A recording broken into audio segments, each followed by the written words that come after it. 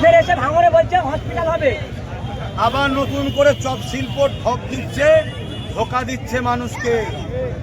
তার হাতে ক্ষমতা, তার হাতে হেলথ মিনিস্টার, সে রাজ্য, তার হাতে হসপিটাল থাকা অবস্থায় সেগুলোকে মেরামত করতে পারে না। নতুন করে আবার এসে ভাঙড়ের মানুষকে বোকা বানিয়ে কি করে ভাঙড়ের জমিকে এয়ারপোর্টের নামে নিয়ে বড় বড় বিজনেসম্যানদের হাতে দিয়ে কোটি কোটি টাকা ইনকাম করবে, সেই প্ল্যানের জন্য ঢপ দিচ্ছে। ভাঙড়ে এসে মমতা ব্যানার্জি বলছে ভাঙড়ের মানুষ যা চাইবে আমি তাই দেবো, কি বার্তা দেবে? এতদিন কি দিয়েছে সেটাকে বলো। 10 বছরে কিছু করেনি, এই 5 বছরের মধ্যেও কিছু করেনি।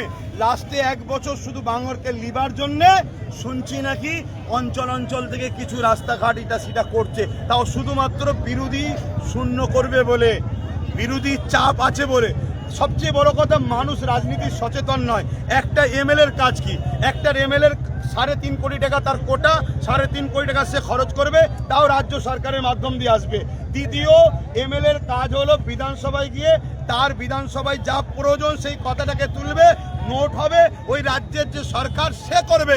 নওশাদ বিধানসভায় তুলেছিল হিমঘর করার কথা, এই সরকার করেনি। ভাঙড়ের কলেজ নতুন করে আইটিআই কলেজের কথা করেনি। হসপিটালকে সেবার কথা বলেছিল, করেনি। আরও অনেক কিছু তো আপনারা তো সবই শোনেন, সেগুলোকে ভাঙড়ে করেনি। পঞ্চায়েতের হাতে পার বছরে 5 কোটি করে আসে, 10 কোটি করে আসে, সেই টাকা আজকে 15 বছর পঞ্চায়েত তাদের হাতে, তারা করছে কি? আর 3.5 কোটি টাকা একটা ভাঙড়ের এমএলএ 3.5 কোটি পায়, বা যে কোনো এমএলএ 3.5 কোটি দিয়ে কি করেছে না করেছে প্রতিটা বুঝে বুঝে ঘুরে দেখুন। ভাঙড়ে লোকসভা ভোটে প্রতিশ্রুতি দিয়েছিল 100 কোটি টাকার কাজ হবে, শুধু ভাঙড় বিধানসভাতে এত উন্নয়ন কেন? আজকে যিনি প্রতিশ্রুতি দিয়েছিলেন লোকসভায়, তিনি এমপি সাহেব কোথায়? ভাঙড়ে দেখা যাচ্ছে না কেন? আপনারা খবর রাখেন।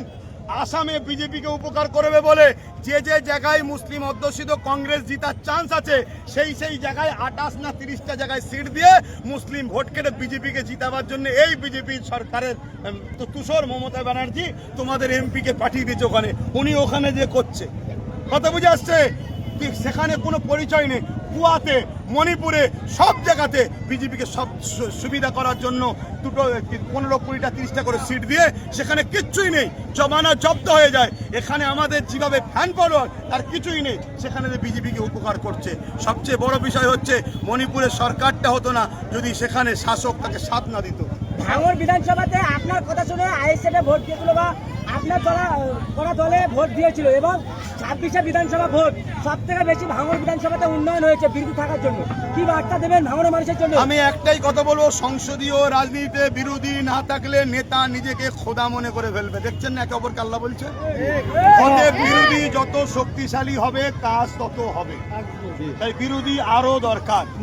শুধু একটা ভাঙন না, এটা দেখে সব জায়গার মানুষ শিখুন।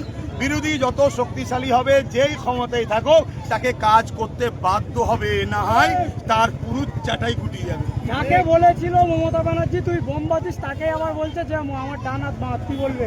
তাহলে মমতা ব্যানার্জি ডান হাত দিয়েই বোম বাঁধাই বলো, আর কি বলছো? আমি অনেক